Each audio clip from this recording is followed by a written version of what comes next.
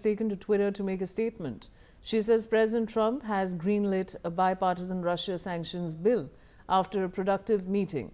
Ram says the bill is timed as Ukraine makes concessions for peace while Putin continues killing innocents.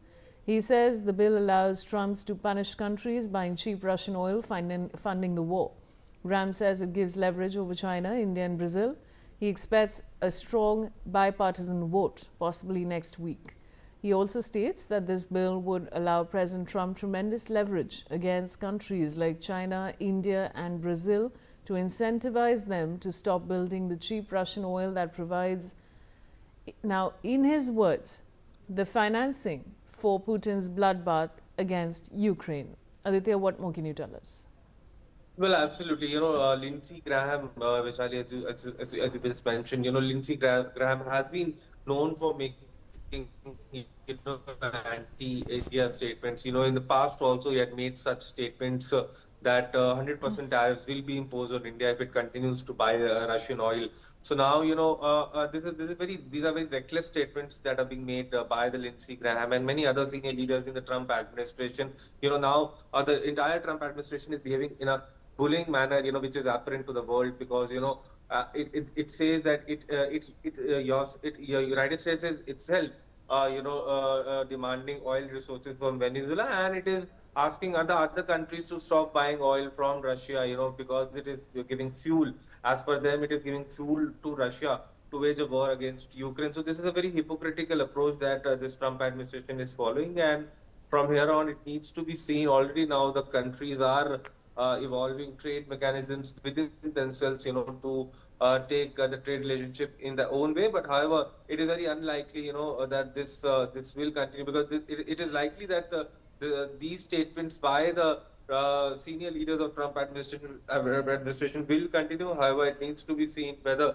there are checks and balances on U.S. president. Also, there is a process of, there's a provision of impeachment of U.S. president. However, there needs to be two-third majority for that, both in the Senate and the House of Representatives. So, but the issue here is that the Republicans have that majority in both Senate and House of Representatives. So indeed, these unilateral actions are being taken by U.S. President Donald Trump, and it needs to be seen how how a solution can be chalked out, to address this growing, bullying tactics by the Trump administration. Vishali.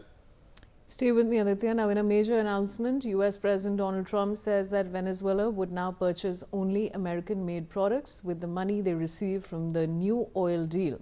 In a post on Truth Social, the U.S. President said that the purchases would include American agri-products, medicines, medical devices and equipment to improve the electric grid and energy facilities, amongst other things. He made a statement via his Truth Social account stating that, in other words, Venezuela is committing to doing business with the United States of America as their principal partner. He calls this a wise choice and a very good thing for the people of Venezuela and the U.S. Aditya, what more can you tell us?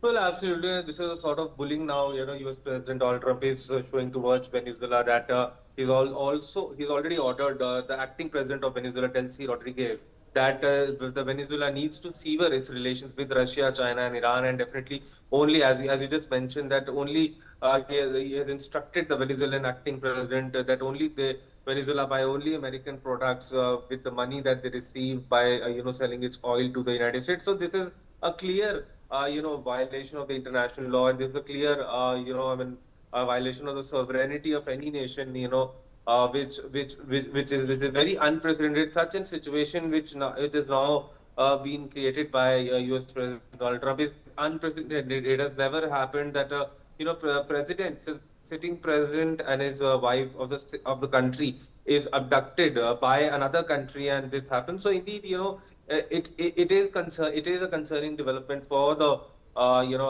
globe, because it may have ramifications for the world order, for the global order that is followed. So indeed, from here on, it needs to be seen what policies are pursued by the acting president of Venezuela, and whether this transition, how this transition happens, whether there is instability in Venezuela, how things unfold. This is a major question at this juncture. what other policies will the acting president of Venezuela implement? This is a major question which is now being posed, Vaishali.